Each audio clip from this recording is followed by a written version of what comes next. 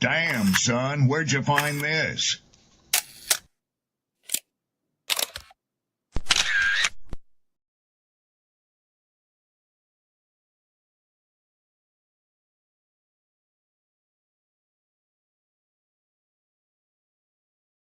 Who taught you to hate the texture of your hair? Who taught you to hate the color of your skin to such extent that you bleach to get like the white man? Who taught you to hate the shape of your nose and the shape of your lips? Who taught you to hate yourself from the top of your head to the soles of your feet? I love people as I meet them one by one. People are just wonderful as individuals. You see the whole... My great aspiration, my greatest ambition is to be so good. Now, in that way, I'm tiresome, as I suppose, to live with, because I want to be a fantastic human being. I am the greatest. We're not disputing that, Cassius, but how does Sonny Liston feel about it? He can't feel but one way, and let's take everything I say and like it. Because February the 25th, I'm going to take back my job. I'm the champ. He's no champ. He's a tramp. When you see men fall, don't laugh. Learn. Learn. Because you're on your way up. And the things that tempt people to fall, you and I are not free from that temptation.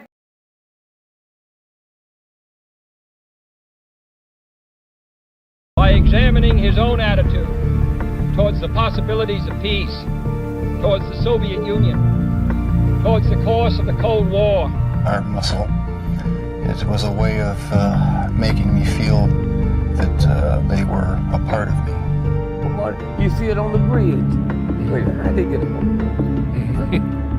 If the government had to change the screw in the bridge, they had to shut it down. They got state troopers out there. They got lanes closed. They got their strange machines. How did they get up there? What's going on, people? Blessings, glory, praise, and honor. Welcome to another episode of Chaos Theory. Let's get Sydney up here. Happy Wednesday. I hope all is well with everybody. Let's get this on the screen. Do me a solid. Repost, share, like, let the people know that we are live. Good afternoon. Hello. How are you? I am well. I am well. How about yourself? I'm doing pretty good. I'm setting up my husband has a gym in our living room, but he wanted to move it out to the garage so he can use his punching bag since it's too short for a ceiling. So while he's gone, I'm secretly moving everything out there so he can be surprised with it being done by the time he gets back. So I've been working on that today. Isn't that thoughtful? What'd you say? I say, isn't that thoughtful? Yeah, he procrastinates sometimes, so I thought it would be nice for him to come back and not have to think about it. I ain't mad at that at all. You know, the video that you shared, what I appreciated about it, and I'll let you do your thing. What I appreciated about it the most was it really didn't matter if the person that was having the conversation with the gentleman was on his side or not. It was just, he made it open. He made it available. He didn't close anyone off from agreeing or disagreeing with whatever the discussion was. And there's more to it, but I'll let you kind of dig in there a little bit more, especially seeing this how the topic matter is what it is. Yeah, that's pretty much my initial thought on it.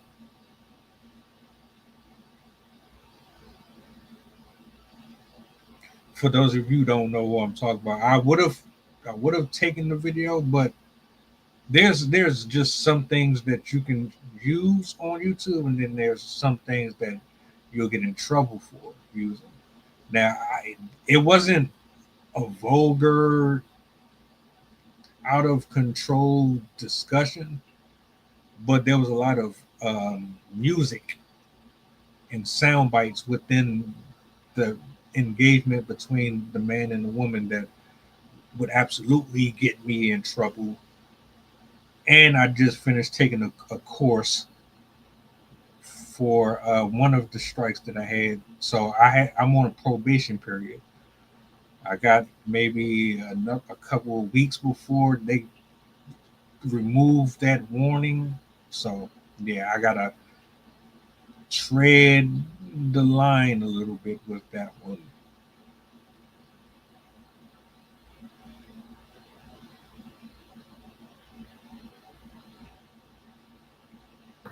Did you want to say hi? Oh, now you're not talking. Okay. The whole time you were talking, she was just hi, hi, hi. Hi back. I needed you. I needed that. Thank you.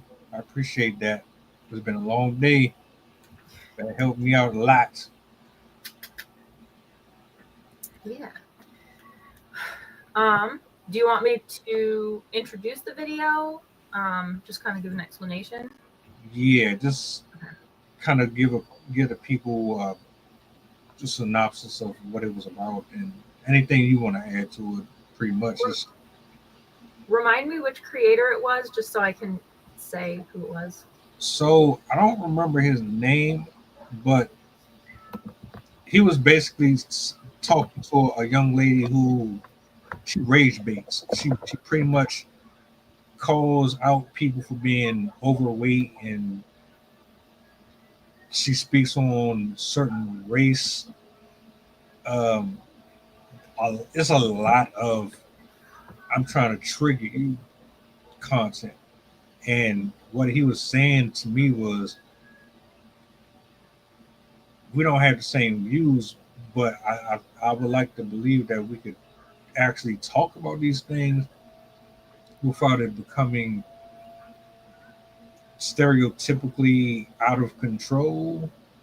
When there's podcasters sitting across from each other, and then one person opposes the other person's opinions, it just blows up in everybody's face, and one person gets angry. He said that at the end of the recording that his feelings were hurt because he thought they were becoming friends, and yeah, it seemed kind of frustrating to me. I think I think it was Luke Beasley on YouTube. But basically, I'll give a little background of what he did for his video, or like what he was doing. So Luke Beasley, at least that's who I think it is. I'll make sure to correct it if I'm wrong. He is a political commentator. He also speaks about social issues and problems affecting America.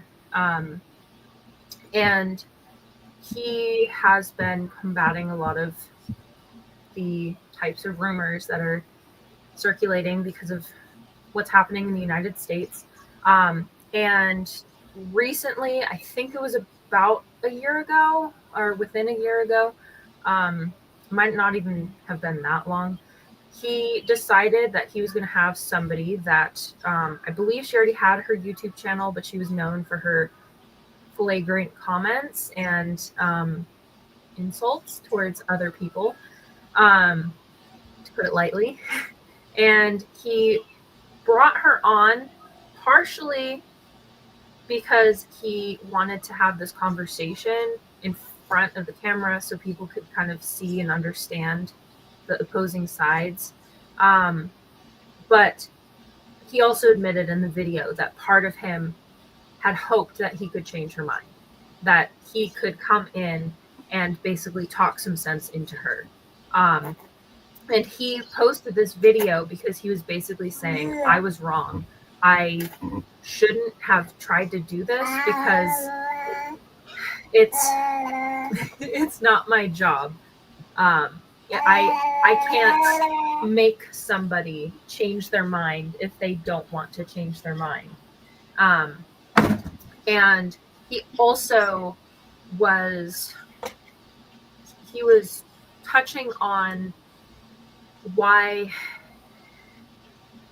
it can be so hard to work with people like that, that are obstinate and don't want to consider the other side. He had pointed out that she would disengage, or she would fight his statements in a way that kind of defended being cruel to other people. And eventually they just couldn't continue. I believe she voluntarily left. She quit and no longer wanted to proceed because they just ended up arguing all the time, and they really stopped being able to see eye to eye. But I thought it was extremely interesting because, one, it kind of shows what we're up against in terms of ideology and meeting people where they're at. And it seems like we're kind of at a point where both sides have been simmering off by themselves and have been so separated that they don't really have much in common to come together about yet. So yeah, I thought it would be an interesting conversation to talk about how we can even bring the opposing sides together, how we can create these conversations in a way that allow people to voice their opinions. And I think we're kind of getting to that point because I've seen in the last 10 years or so, there have been a lot of shows that are designed to bring each other together, to evaluate two sides of an issue. I'm forgetting what they're called, but there's that one YouTuber that does all of those circle conversations where everyone sits in a circle and there's some people that are on one side of an issue and some people on the other, and they all talk. So I've noticed that we've had a lot more of that, but we still have a long way to go. We clearly don't have agreement, a consensus currently. So I'll leave it at that for now.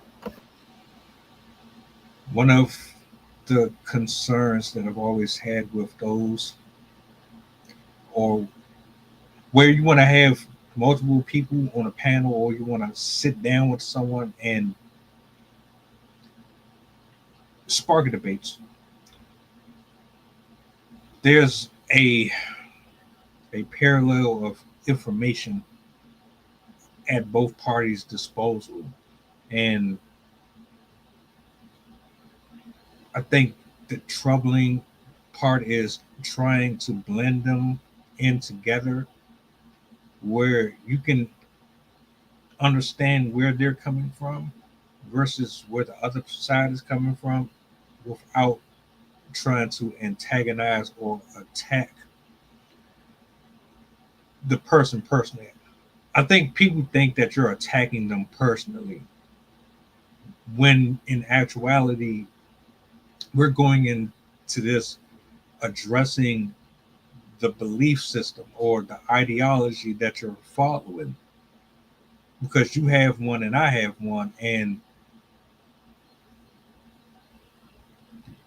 why is this seemingly working for you and this is working for me, but what you see is something completely different than what I'm seeing?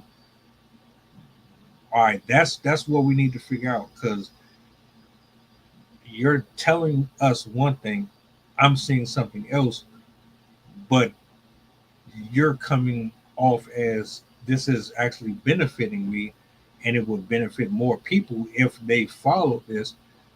But I'm looking at it from a different place. How do you get offended when someone is saying, hey, before we get into this, I just want you to know none of this is a reflection of you personally. I want to get to the bottom of why you walk the way you do and why you argue the way you do and why you're so stout in what you stand up for, vice versa. To be honest, I enjoy those conversations the most. I would love to see more of those because you can learn from both sides, and for a number of reasons. It's just that people don't have the patience. Whatever podcast, I brought them that name up a lot. I want y'all to understand, I've done it for a reason. It's not for everybody, because everybody's delivery typically will keep a person's attention or run them off. And they are not loud. They don't really scream and jump out of their seats. And they have a real, it reminds me of what you described with the group setting. There's an episode, there's two of them where Brian is hosting a debate between Andrew Wilson and a feminist, and Andrew Wilson and another young lady. Both of those debates are separate, but they lasted from 3 to 5 hours a piece. 3 to 5 hours. So I say all that to say there's a lot of information. You got to have a lot to talk about to be able to sit there that long as participants, let alone our audience. And I don't think a lot of people have the patience for that.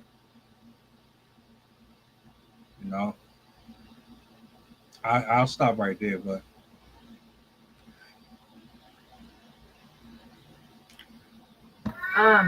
in terms of people getting offended and kind of not taking well to their beliefs being challenged, one huge component is that people have a really hard time separating belief systems from identity.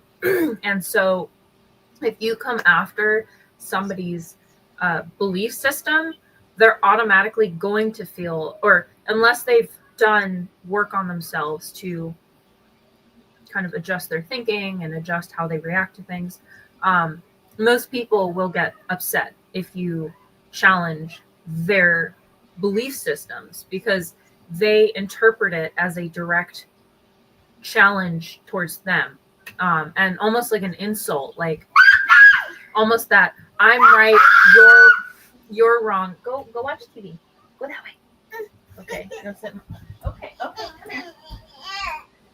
And then also it has a lot to do with your cognitive biases, your cognitive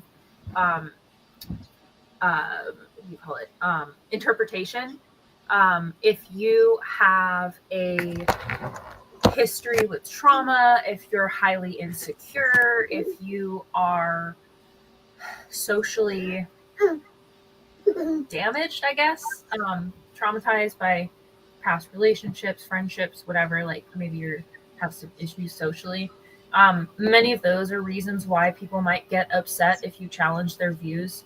For people that are more set aside in society, the ones that are more like the internet bros that you see posting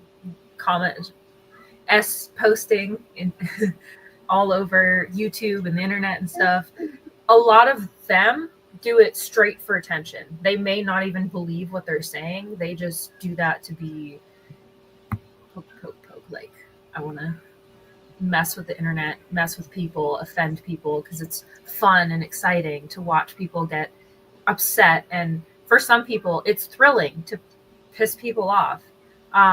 So that's another reason why people do that. And a lot of that has to do with making yourself feel better about yourself.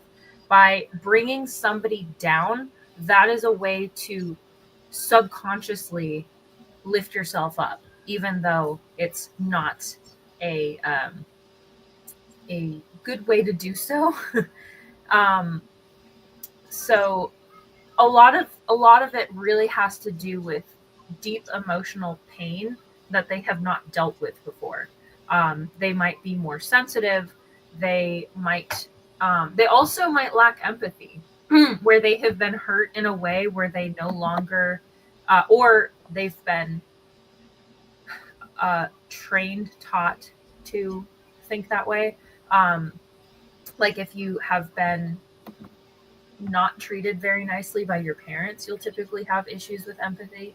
And so that's another component where you're unwilling to even consider the other person's perspective. So yeah, there's a lot of reasons why somebody might not support the opposite opinion. But again, a lot of it has to do with the discomfort with being vulnerable, the discomfort with being seen as wrong, and the element of feeling attacked.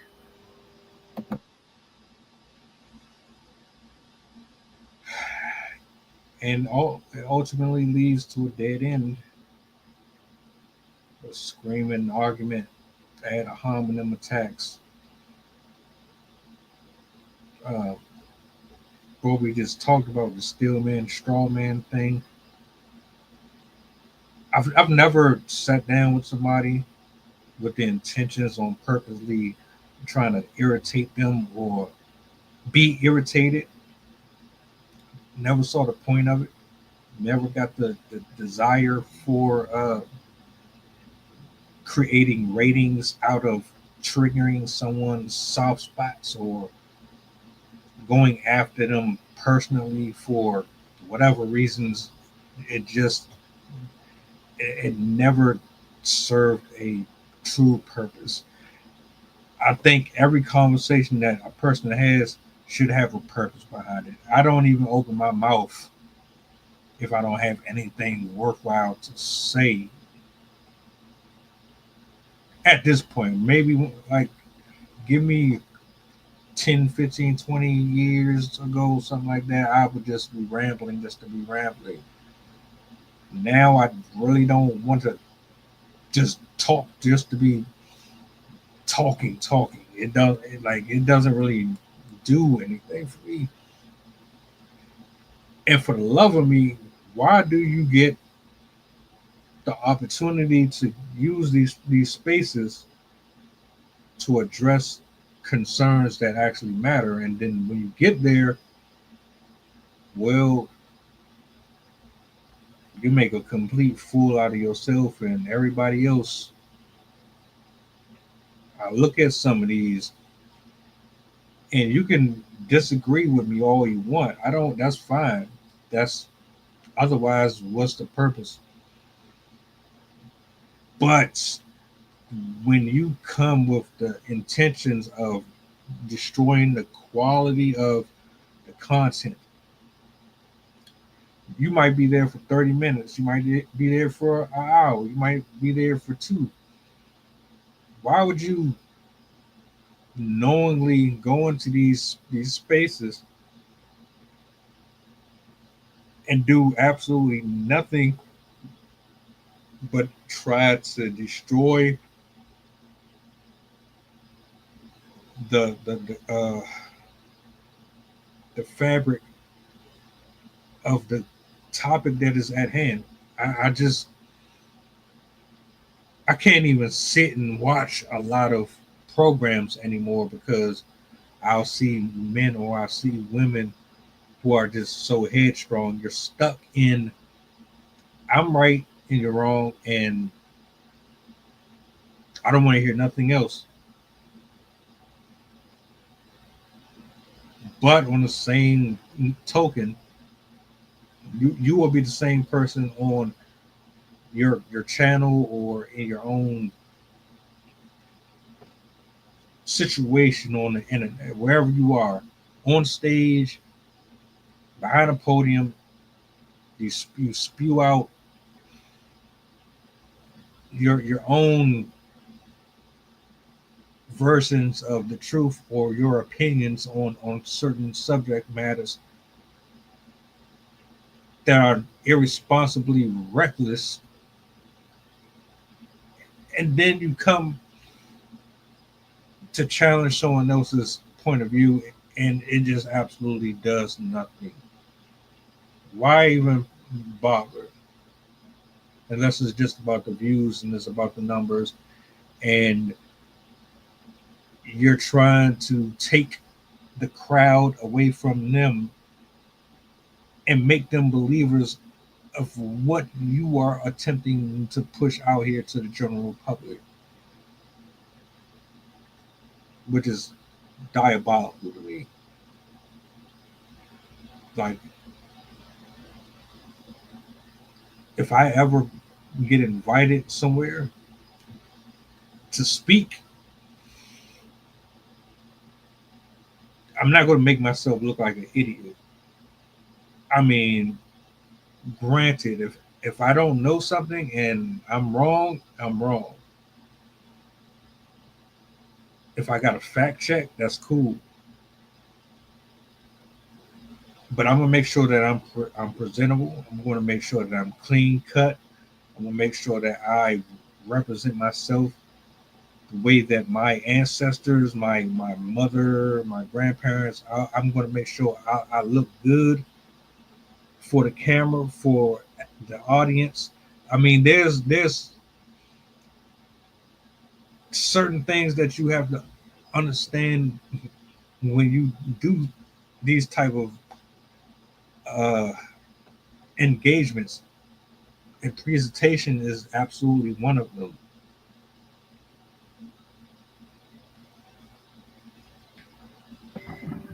I think another component is we don't know how to argue anymore. People don't know, it seems, the difference between an argument and a debate. I think that people have, I guess, in the, I don't know about I don't know about the past, obviously, because I didn't live it myself.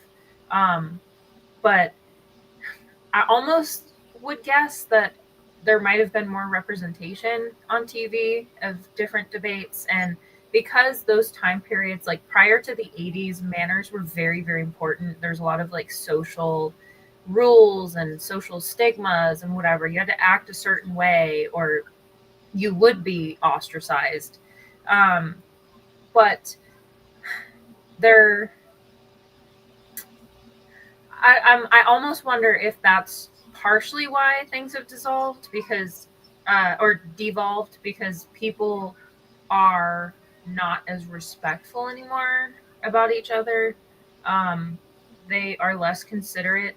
And again, I don't think people understand how to functionally debate properly because with debating, you are bringing up the issue and then you're examining both sides of the issue in a back and forth fashion. The goal technically of debates used to be to find a solution that both sides liked.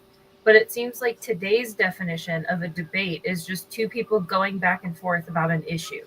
And that's it. There's no sense of resolution or anything. It's just people arguing with each other. So I think that's contributed to this decline in conversation, in cohesiveness as a society, because these debates are no longer functional, no longer productive. They have become more of a spectacle rather than a solution. So I think that is probably part of the issue is that people don't really take the debate seriously anymore unless they're like super into it. People don't really use them as an opportunity. Most people don't use them as an opportunity to learn. Most people will use it as a way to like share on social media, little bits and stuff. Like it's more of like a entertainment rather than education or like social awareness. Again, I have seen more of an effort to do so now, but yeah, there's a lot of the population that isn't really clear on how debates are supposed to work, and I think that has contributed to people's increase in using insults and slurs and all this other stuff as a form of the debate, because apparently insults are now arguments. It seems. Let me tell y'all something. If you got to resort to name calling, body shaming, race baiting, being disrespectful, inserting disclaimers, you're probably doing it because you don't know how to navigate this discussion. You find yourself getting left behind. Your train of thought is not being able to catch up with the other person and where they're going with their points. And so you start to go off course and speak about things that have absolutely nothing to do with the discussion. I don't know how many times that has to be reiterated. Stick to the subject at hand. Once you've come to a understanding or a conclusion, concede to it and then move on. Respectfully. Right. There's absolutely nothing wrong with saying, okay, I stand corrected. I'll give you that one. Because what's the point? What's the whole purpose of you talking to another man or another woman, woman to woman, man to man, about philosophy or Socrates or whatever it is that you might be talking about? You have opposing views. You want to poke at each key point that they got. You want to dissect it. You want to figure out, okay, if this is this and this is this, and then like, and it can be done respectfully. There's this need to compete in what are you trying to win. I thought the win was actually learning something. We're finding a solution that works for both people. Exactly. And I'll tell you, I take portions of clips from various places. It can be a woman complaining about her dude not spending enough money on her, or it could be an officer getting ready to arrest somebody for fraudulent credit card spending, and you just don't know what it's going to be. The whole point is, what I'm doing is giving a perspective that is completely different than how everybody else is looking at it, and I'm putting my own spin on what I'm seeing in the experience at the moment. Now you can challenge it and say, well, I saw something else, but the point is, we open up a new lane for, okay, well, I never thought about it like that. I appreciate you for pointing that out. It's just sad. You said makes me think of there's this comic that I saw a while ago where it shows two people like opposing sides looking at an object, and the object is a circle on one side and a square shape on the other. And so the person on one side is like, that's a circle. And the other person was like, no, that's a square. And then the caption is like something along the lines of like perspective and like both people can be right. And like be aware that somebody's reality is going to be different than yours, which is why they might be saying the thing that they're saying. Like you don't know their life, you don't know exactly what they went through, what they know, and they you don't know where their perspective is coming from. You might not even realize that even if it's wrong in other situations, it might be right in their situation. I think another thing too is you were saying about conceding. I think that's another aspect is sometimes people will just let the debate prolong because they need it to end with them being right. And so they're unwilling to concede. They're unwilling to admit that they could possibly be wrong. And this is actually something that I've learned from science in general. Is don't be afraid to be wrong. Don't be afraid to not know the answer. Don't be afraid to say I don't know. That's a huge thing for people. I don't know why it's so difficult, but I mean, I guess I should say that I do know because I'm kind of a know-it-all sometimes. I love my facts, and I love debates. But a lot of people don't want to admit that they're wrong. They will fight tooth and nail to prove that they aren't wrong in some way. So I think people have to be more okay with not being right and not knowing everything. I feel like the internet has kind of complicated that because now that we have all information available at our fingertips, everyone's like, "Oh, I'm a professional. I know this stuff. I'm super smart." And all and they don't even know how to discern what's the correct information or not. So yeah, I think there's also that component of like people needing to prove themselves and needing to feel superior than other people and be like, yeah, I know more facts than you. I'm more smart than you. And some people try to win arguments like that too.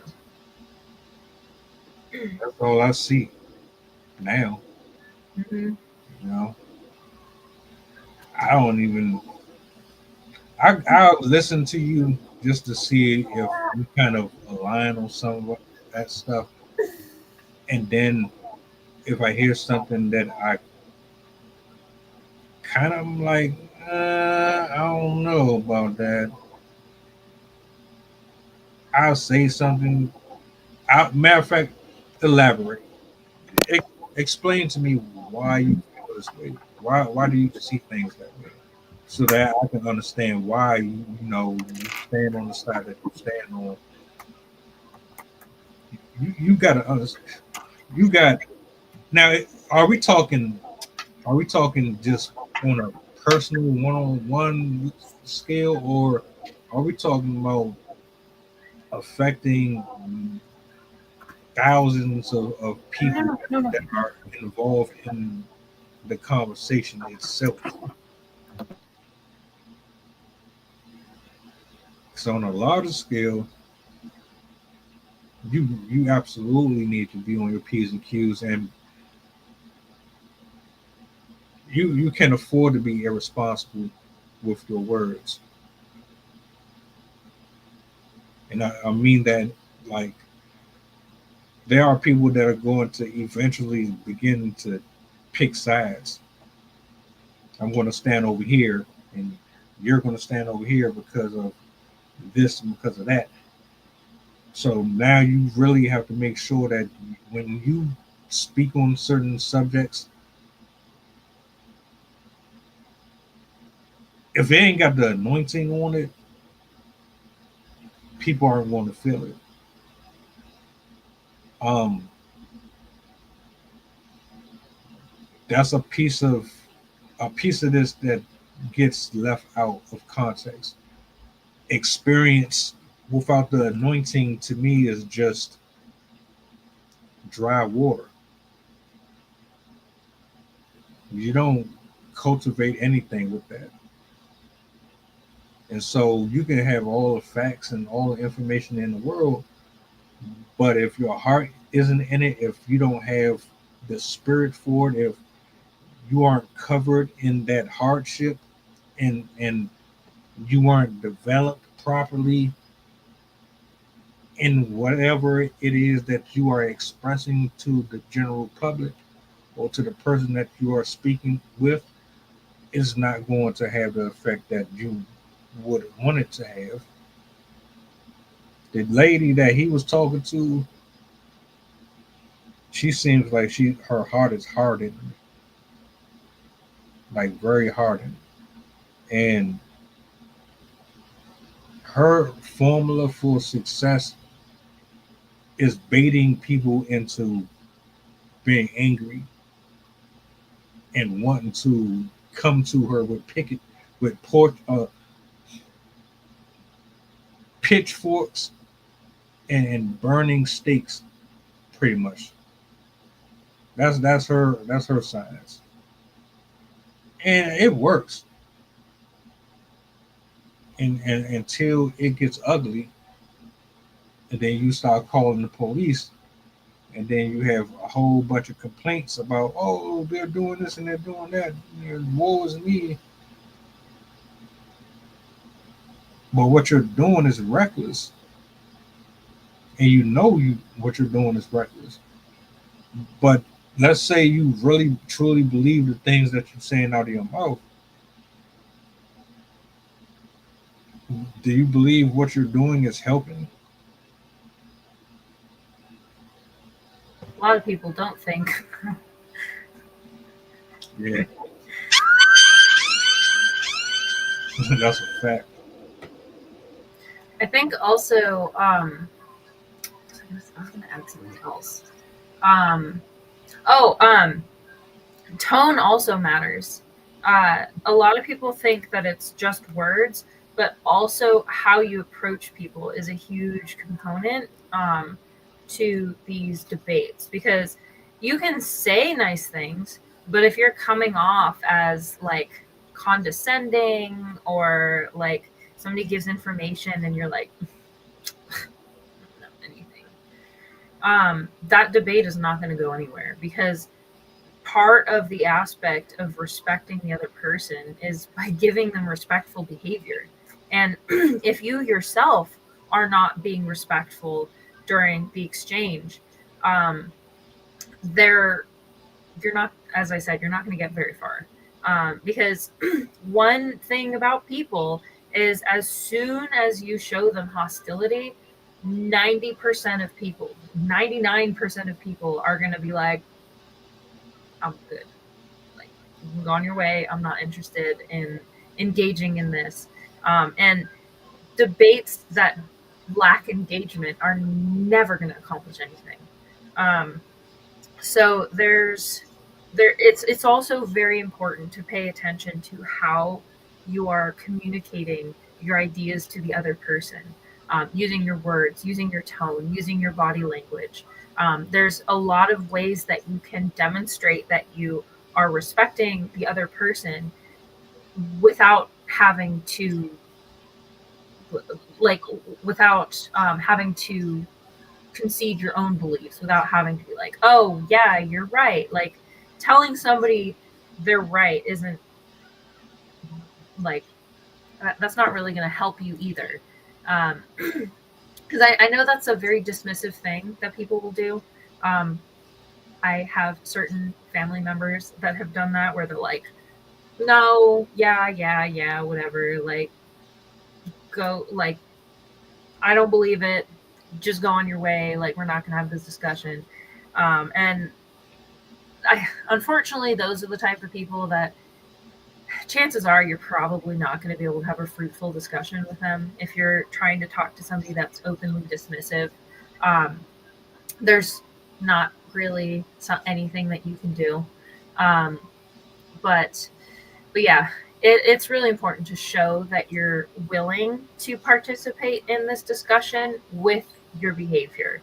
I mean, we all know in school, like teachers can tell when you're not paying attention. People can tell when you're engaged or not, and I think we forget that. Like we forget that we wear our emotions on our faces, in our body, in our voice, and with how society is today, with how like we want drama, we want excitement, we want craziness, we act that way because that's what we see. And so we think it's normal. And so people will, like this individual, will act extremely flagrantly, extremely wild, and say incredibly crazy things because they get engagement.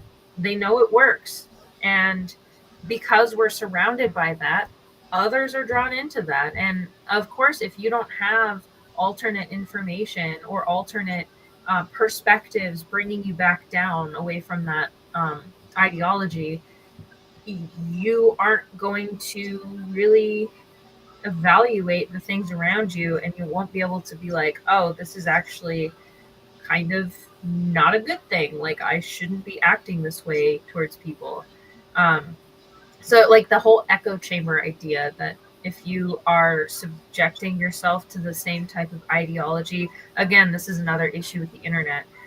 If you're only reading what reinforces your belief system, it's going to be very hard for you to communicate, like debate with other people, unless you're actively open-minded, because people that are like okay, I won't mention the group of people, but there's a certain group of people that is anti-science, and they believe something that most people on this planet are like, yeah, that's not true. Like we've all seen the pictures, we've all seen the videos, we all know about our planet and how it works. And this group of people, despite all the evidence, despite themselves disproving this fact that they support, but there's still a community dedicated to this group of people. I don't want to anger your followers, so I won't say it outright, but I'm pretty sure you know what I'm talking about.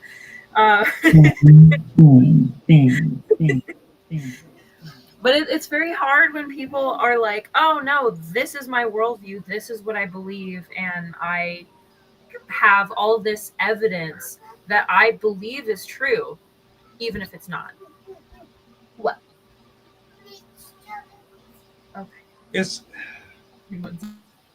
It's just the way of the world, unfortunately. And to be honest with you, I don't expect everybody to just jump along and believe everything that they hear and see, but a lot of people believe what they hear and see. And fortunately enough, we have folks who create these spaces where they go and do the research and they break it down for you so that you don't have to feel so confused or conflicted with who's flipping the coin and making it a double-headed situation. Like this is an episode of Batman or something like that. You know what I'm saying? Conversations and discussions are supposed to bring you to peace, clarity, instruction, and bring you enlightenment. And if it is not doing any of those things, then it is counterintuitive to the entire situation, whether or not it's one-on-one or it's in a group setting. Agree, disagree, cool. Bring facts, bring your views, stay calm, make sure you're respectful to the other person, make sure that there are established rules, and not necessarily rules, but like safety measures that ensure that no one goes outside of the actual subject matter. Stay here. Don't rear off into something else. Let's get this out the way first, and then we can move on to something else later on. if we should do that. Uh, I was going to ask you something. With the woman that he was having this journey with, what did you get out of her? What did you see in her that you might have noticed in other people? Or do you think that is just her? It's definitely not just her. She's definitely parroting a lot of ideas that are promoted by the far left, or far right. Um, so I know that a lot of that is coming from what she's consuming. If I remember correctly, I think her boyfriend, husband, whoever it is also that way. So it's definitely reinforced by her environment, the people she's hanging out with. But I think there's also, uh, I what, oh, so I double checked. It was Luke Beasley. What he was saying is on, even with their discussions, she was still posting what I would call inappropriate comments on social media. So even though they were having these discussions, she was still being outwardly rude. And so I'm inclined to believe that she's doing all of this for attention. She's one of the types that are thrilled to incite people on the internet. They enjoy essentially trolling. So I think that she not only comes from an upbringing that reinforced this type of behavior, but I also think that she allows herself to go into this. Like, she's not really considering how she looks to people. She doesn't consider other people. One of the most important aspects of a debate to make them functional is you have to have empathy. You have to have an understanding of where the other person is coming from. Because as I was saying on the, I think it was Monday's episode, you want, my God, I totally lost the thought right as I was about to say it. Let's see. Oh, you have to understand where the other person is coming from. As I said on the stream, everybody on this planet pretty much wants the same thing. We want food that we like. We want healthy, clean water, healthy, clean air. We want a place that we can live. We want to have some cool stuff that means something to us. We want to have some furniture so it can be comfortable. We want our kids to be healthy. We want to be able to go out and do things. Most people feel the same way. Most people have very simple needs. Like, they are content with creating this life for themselves. And like, literally, you can ask probably every person in this country, and the parents would say their kids are the most important thing in their life. And then other people might say, like, friends or family members would be the most important thing. And when you have these debates, people forget about that stuff. People forget that we're all human, that we all have these perspectives. I see this a lot in the news, the mainstream or TV news. They love to take the other side and completely villainize them. They, even if their motives are exactly the same as what somebody else on the other side would be doing, they automatically want to be like, I'll give you an example. People that are on food stamps, people that rely on the government for assistance, even if they have issues, even if they have reasons for why they need them, people go after them all the time. Oh, they're lazy. Oh, they're selfish. Oh, they're stealing from the government. Oh, they're just deadbeat, whatever. Like, there's a portion of the population that will not consider where the other person might be coming from, what their situation might be, and how they might be affected by the external world. Like, not everything that people experience is their fault, but a lot of people will say, oh, you're in this situation, you are this type of person. And by doing that, you are removing yourself from having empathy for that person, because now you are essentially blaming them for something that they can't control. Um, and you are reinforcing a narrative that's going to extend to other people who are all independent, all living their own different lives. We don't know why everyone's going to be on food stamps. Maybe they're homeless and they can't afford food, or maybe they have their kids and they can't afford it because their husband left or something. Like, there's so many reasons why somebody might end up needing help paying for food. But again, I hear people arguing all the time, like, oh, they're just stealing from us and stuff like that.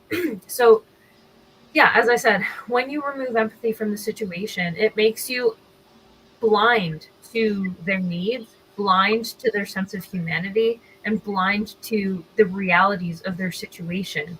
And you, as a person, are basically trying to, I forgot what there's a attack name for it, but you're personally attacking them for something that they didn't really do. And then also, again, lumping people into the same category as another way of reducing empathy and manipulating people to think like, oh yeah, they all do this, and they're here's another example. If you ask most like right wingers, if you ask them how many people are trans, I've heard everything from 10% up to 25%. I've heard like 1 out of 10, 5 out of stuff like that. Statistically, it's only like 0.1 or 0.01% or something like that. It's a very minuscule amount of people. Same with like, what is it? Like the Hispanic population and the Black population. Like, people over imagine in their heads, and they think these groups are like taking over and they're gonna like take everything from us and blah blah blah blah blah. But that's not the case. Like, these are small percentages of people, and again, most people just want to live their own lives. Like, most people aren't actively going out and being like, yeah, I'm part of this group, let me like f with other people and be a terrible human being. Like, most people don't actually want to be like that. Most people just want to do their work, raise their kids, have their fun, and like, it's usually sports or going to the park or hanging out with friends, going to the mall, like going out to eat. Like, most people aren't being destructive or awful in their free time either. So it's very much how what we are projecting on other people, and the sense of, well, if they don't live the same way that I do, then their way of living is awful or evil or whatever word they want to use.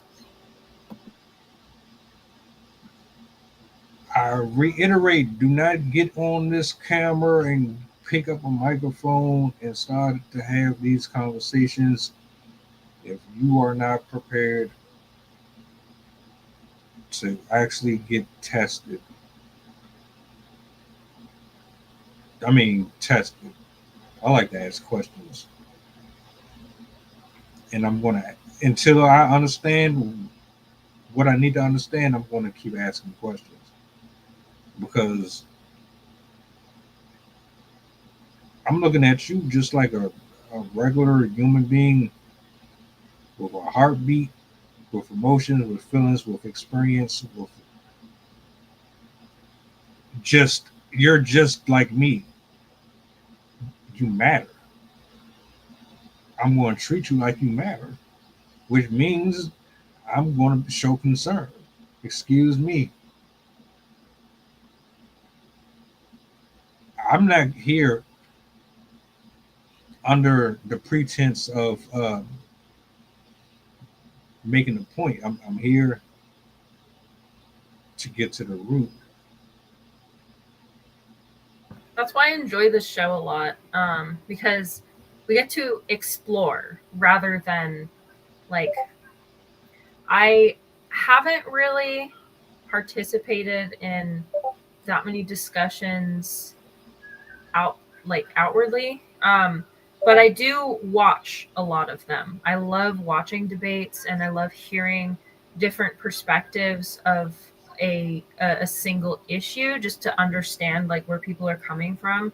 But I remember before I started this podcast, I have always wanted to start my own YouTube channel, but part of the reason why I never did was because I was afraid of the type of backlash I could get, because at the time I was heavily environmental. I'm LGBT friendly. I am pro like a lot of things that people are upset about right now. And I also have, I guess, differing beliefs than some people because of my background in science and stuff like that. And so, yeah, I was always afraid of coming out with my opinions and having people like attack me because I'm a bit sensitive. I don't really want to be subjected to that. But yeah, that's what I like about this, because we can actually have a conversation. We can say things that are different without it being like, well, you're wrong. I don't agree with you. That like, I've always enjoyed the conversations with you and Jason and all the other people that you have, and Rob and everyone else that you've had come on, because you can actually openly have these discussions without the fear of somebody being like, I don't want to actually hear your opinion. I don't believe you. You're wrong. Insert insults. Like, I enjoy that it's very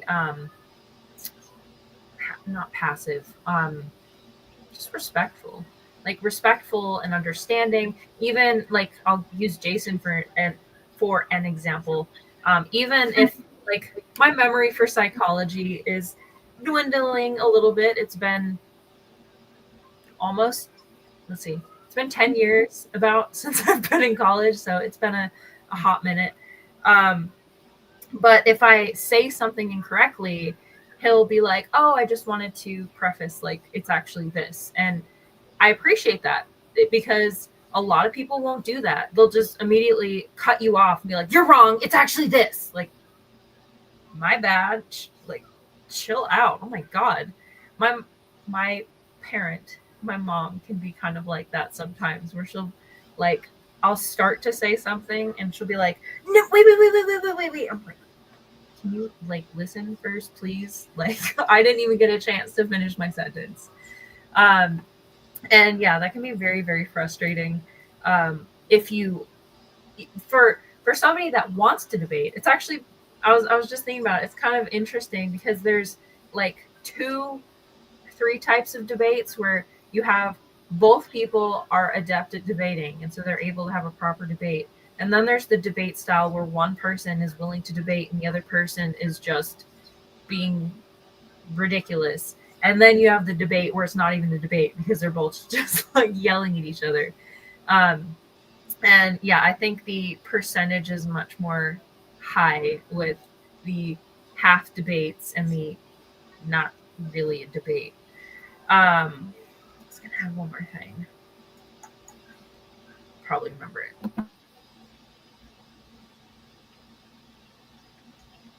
My ambition and my dream is to provide those formatted segments a lot more often. I enjoy them thoroughly.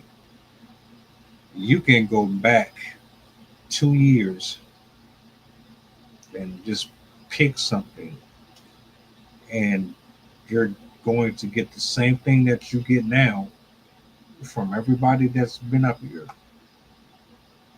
past and present, whether or not they are still here or not. I absolutely love it, especially seeing as how social media makes you think that everything is a circus.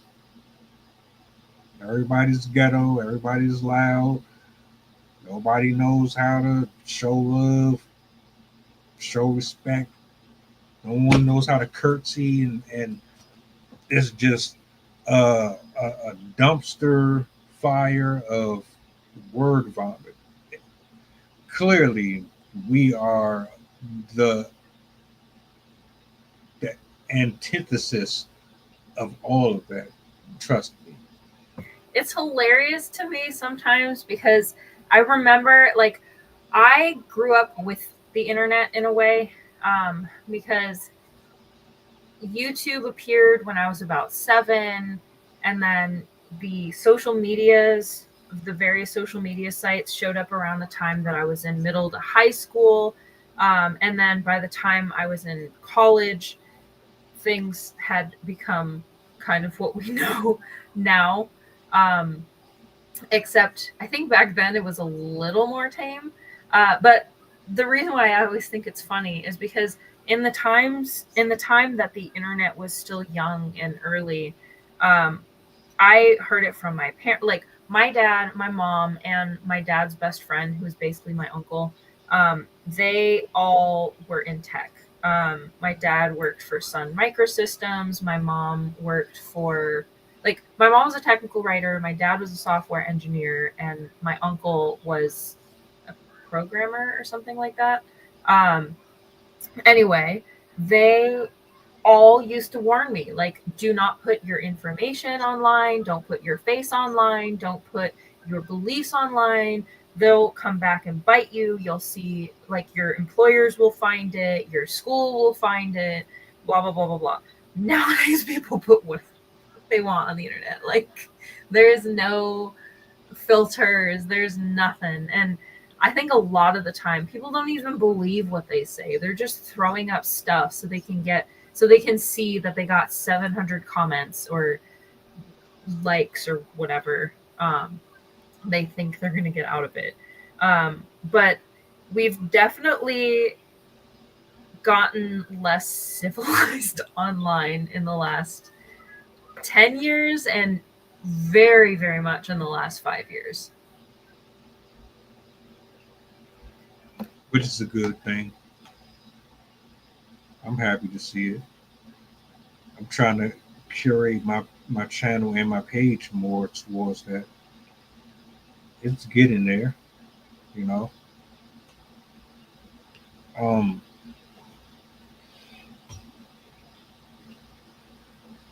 not mad at her, you know.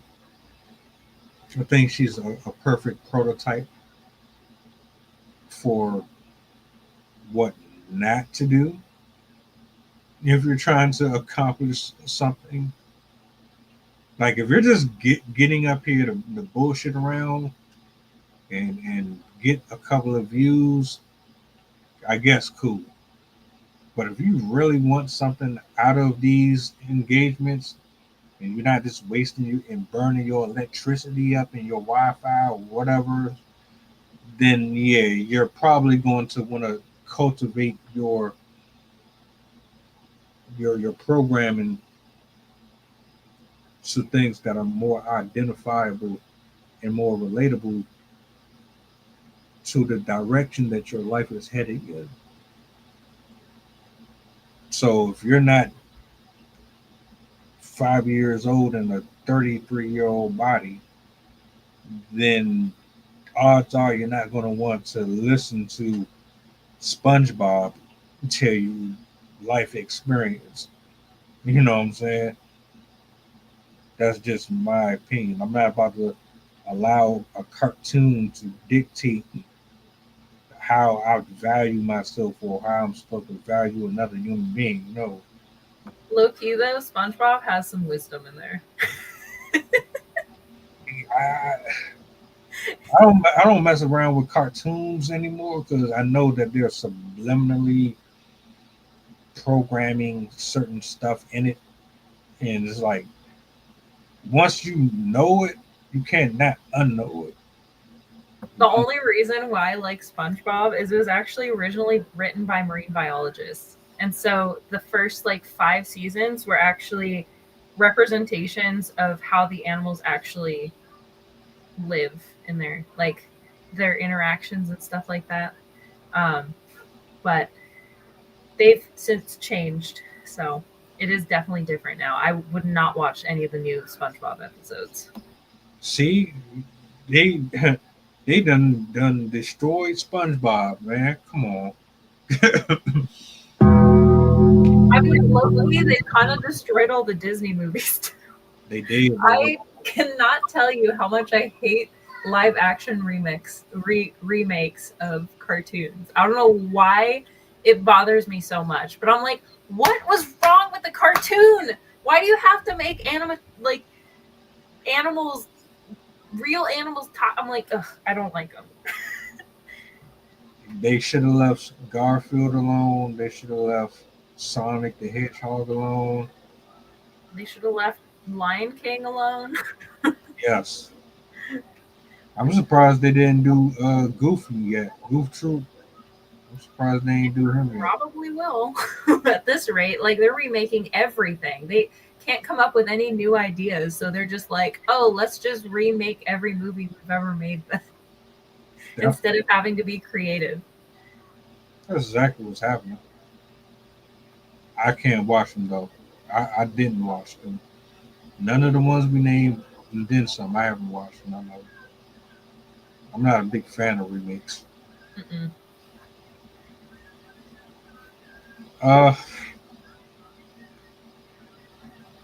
If you got any like final thoughts, if anything you want to say specifically about just offering a space for people who are opposing views to come together and actually sit down, what would you say to them? One, if you are going into this discussion willing to listen to the other person's side, then the most important aspect is to actively listen. A lot of people will passively listen where they're thinking of their next thoughts. They're not actually considering and listening to the conversation and understanding what this person believes. It's quite common. But we need to have active listening where we are processing the words that are coming out of the other person's mouth, and you're giving them the full respect and attention that they need to express whatever they're talking about. If you are a person who is not willing to be open-minded in this discussion, one, I would suggest not getting in that discussion right away, because if you go into a discussion with the wrong mindset, it's probably not going to be very productive. So you need to have an element of openness, an element of humbleness. You have to be okay with being wrong. And frankly, everyone could benefit from educating themselves on how to debate properly. There's so many different techniques and information online of how to properly debate people. Also, in general, just doing like mental work on yourself to be aware of why you're triggered, why you're upset, and stuff like that. And also research the idea, research the whatever you're talking about. That way you come in with facts, you understand the situation, because there's nothing more annoying than getting into a debate where they have no facts and they're just like, well, that's just the way it is. Like, you really want to make sure that you actually have information to back up what you're saying. And if you don't, probably not a very good idea to get into the debate. So yeah, make sure that you have respect and active listening for the other person. Make sure that you know what you're talking about and you aren't just like spouting random stuff, because that's not debating. That's just verbally shitposting. And then maintaining your composure. I think that's really the last crucial component. Is you really have to tame your emotions and make sure that through your active listening, you're not just instinctively rejecting their ideology and insulting them and being difficult, essentially emotionally difficult, it's important for both parties to have a sense of level-headedness, um, because it prevents the discussion from devolving into just an argument, just a flurry of insults. Um, so yeah, you really want to, if you're going to be debating people, um, you'll want to have some element of emotional control. It's super important both for you, your sanity, your like. People will get really stressed out sometimes during conversations, so it's good to have that emotional composure for you, your stress, and for the other person, because it. I mean, we've all experienced it where you're trying to debate somebody, they don't want to listen to you, they want to argue with you, they don't really care what you have to say. It makes you want to disengage. It makes you not care about what the other person has to say. So if you want somebody else to listen to your ideas, you have to afford them the same respect that they are theoretically going to be giving to you. Um, and just a preface as well, if you are engaged in an argument with somebody and it is falling apart, they are not conceding, they are not, maybe they're spouting beliefs that are actively destructive or harmful, don't be afraid to walk away. Don't be afraid to end the conversation prematurely and um, just accept it as a loss, because you will never be able to convince every person that you meet. You're never going to be able to win every argument that you get into. And if you do win every argument that you get into, you're probably not paying attention to how the other person feels. I so so yeah, it's really important to have a good attitude going in and have good evidence going in. Couldn't have said it any better. Thank you for sharing some of your due wisdom. Rest in peace to the original SpongeBob. You will forever be missed. Uh, I hope this helps somebody, at least one person. Especially nowadays. Yes, especially. Somebody commented on a live stream I did with Desperado about Travis Hunter, and they asked why we care so much. And, I think that was the wrong question to ask, but I'm not mad at it. It just made me realize, people's attention spans aren't really there. Because if you watched, then you would know why. I don't just talk about things and not give a who, what, when, where, and why. But, have some patience, people. Have some patience. It'll take you a lot further if you didn't just rush through everything. Also, do your research on both sides. Don't just investigate your own side, because that's equivalent of subjecting yourself to an echo chamber. Just make sure that, like in science, for example, when you're when you're writing a research paper and showing support for the idea that you tested and all that stuff, it's actually a requirement that at the end of the paper, you have to have a discussion about the shortcomings of the study and what you might have missed and future directions, things that may not have been addressed. And we should really approach all conversations like that, where we should end with a kind of like an open end, where it allows for further discussion in the future, because also shutting down discussions can prevent discussions from happening in the future. So on top of knowing your own stuff, you should investigate the other side to understand where they're coming from. And there's always truth to both sides. Whenever you investigate an issue, there will be merit to both sides. And so it's important to understand those sides. That way, A, you can understand where they're coming from, and B, you can see where you have similarities. Because as I said at the beginning of the stream, like, you want to have, or we all want the same thing. And when you understand that, it gives you the ability to respect their humanity a lot more.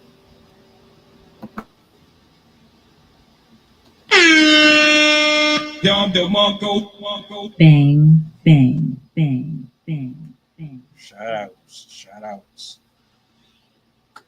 Well, I thank you for pulling up tonight. Thank you to everybody who was watching. Shout out to Rob.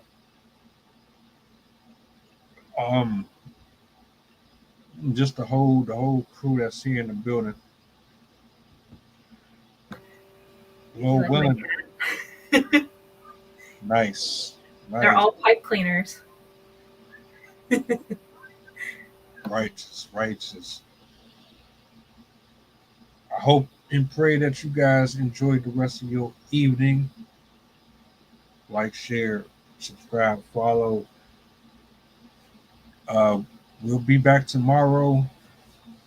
I don't know what I'm cooking up, but it's going to be something, so stay tuned. You enjoy the rest of your night. Drive safe in the morning. Keep your eyes on the road. No drinking, none of that. We done had too many deaths because of alcoholism. And yeah, we out. Hold on, let me see. Gotcha. All right. Y'all be easy, man.